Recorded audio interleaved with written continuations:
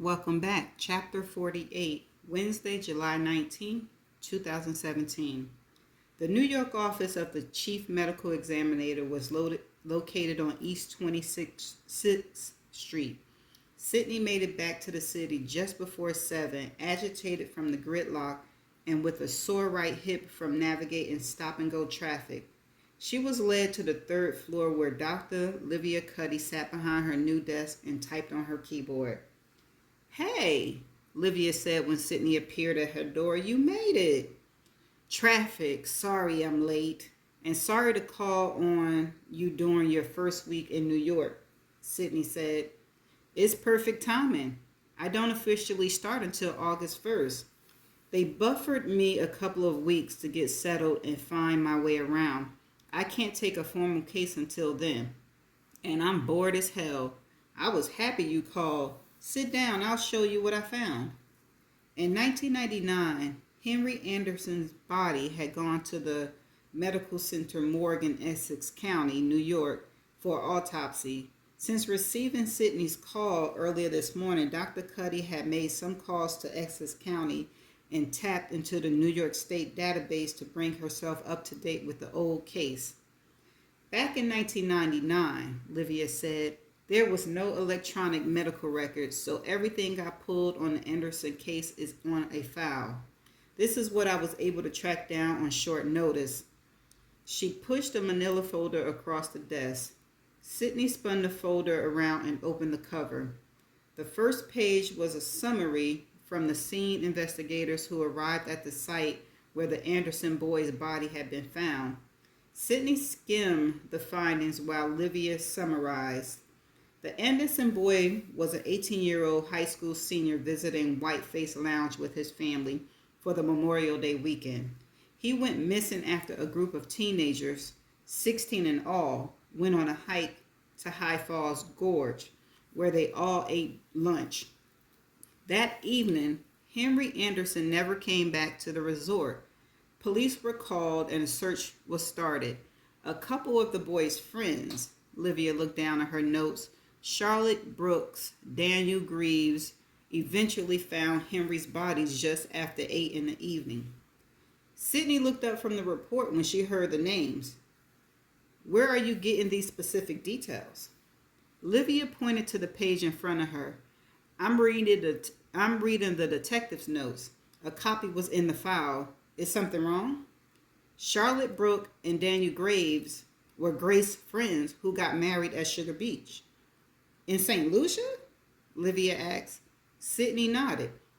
She again saw her blockbuster documentary, set to air the final 3 episodes that showed the unearthed blood evidence and the debunked cleanup that helped exonerate Grace, as well as her triumphant return home, falling to pieces as some larger conspiracy swirled in her thoughts.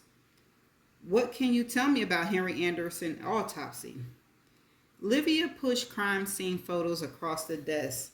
Sydney looked at the awkward angle of the young man's limb as he lay on a dust-covered slab of granite, with scrubs partially covering his face. The dark circles of blood spread along the stone on which his body lay, haloing his head like a cherry sunrise. His eyes were half open, like he was struck between sleep and consciousness. "He was estimated to have fallen 50 feet, Livia said. The scene investigators were able to track the marks in the side of the mountain where he likely made contact on the way down. Detectives were able to match his shoe prints to the edge of the bluff just above where his body was found. There were many other shoe prints. It was a popular trail and the only hiking route that offered access to the Mountaintop Cafe." Sydney turned another page to find the autopsy reports and photos. She quickly tucked the images of Henry's naked body splayed on a metal autopsy table underneath the report so they were out of sight. "With such a long fall," Livia continued, interrupted intermittently by impact on the mountain's face, there was quite a bit of internal organ damage. The cause of death was determined to be Ooh, let me highlight that word right there. Exsanguination, due to eroded dissection, meaning the main blood vessel attached to the heart dislodged on impact, and he bled to death internally. Livia pulled pages that she had kept off to the side. I know you were interested in the Anderson boy's skull fracture. Here's what I found. Livia slid autopsy photos of Henry's bare skull across the table. There were several fractures noted. Livia pointed to the photo, including a large stellate fracture on the posterior right parietal bone. Sydney shook her head again. Just like Julian's, she said. Livia nodded.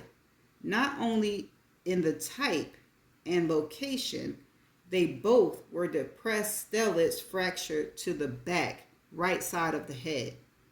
Livia slid another page of the report across the desk, but I also compared the measurements of the fracture taken from Julian Christ's autopsy to the one taken from Henry Anderson's.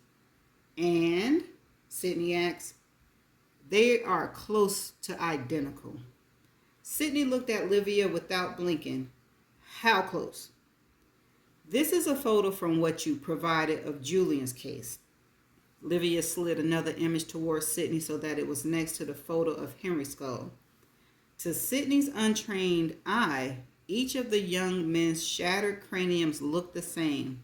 In fact, if Livia switched the pictures around, Sydney would have difficulties determining whose skull she was looking at. The measurements from Henry's skull fracture were documented to be 2.5 centimeters deep and 7 centimeters long, nearly identical to what was documented in Julian's autopsy. Sydney ran a hand through her hair. Jesus Christ! There's more, Livia said. The scalp lacerations are also similar, if not identical. Livia again arranged the photos from each autopsy next to each other for comparison. Sydney remembered Julian's laceration reminded her of a split in a loafer seat. Henry's looked the same. The measurements of the two lacerations are also the same, Livia said as she sat back in her chair. I'm not much for conspiracy theories, but if I were a betting woman, I say there's a damn good chance these two injuries were caused by the same weapon. Sydney also sat back away from the photos that were spread across the desk, folded her arms in front of her. Yeah, well, an old detective already offered that theory and wagered a shot of whiskey that the same person was swinging that weapon. Livia shrugged. I discovered one other thing that you'll find interesting, Livia said. Sydney leaned forward. What else? Trace amount of organza fiber was detected in Henry Anderson's scalp wound. The same, that's the end of chapter 48. The same type of material found in Julian's was the same type of material found in Henry's. I think it was that lock. I do. Let's see if I'm right. But in this chapter, that's what we found out, that the murders of both of them, Julian and Henry, match exactly the same. So it's not looking good for you, girl Grace. Let's see what's going to happen in the next chapters. There was a word that I did not know how to pronounce, so stay tuned for the definition video. Okay, and I'm back. The word is spelled Exsanguination, and this is how it's pronounced. Exsanguination. Exsanguination. Exsanguination. I don't know if I'm going to be able to pronounce that right when it's time to read it. It is a noun The action of draining a person, animal, or organ of blood.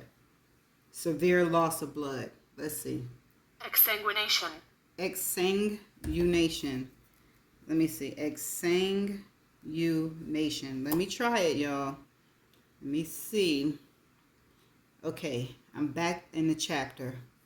The cause of death was determined to be exsanguination due to aortic dissection, meaning the main blood vessel attached to the heart dislodged on impact, and he bled to death internally. Okay, well, it makes sense. So that's the end of the chapter and the end of the definition video. See you in the next chapter. Bye for now.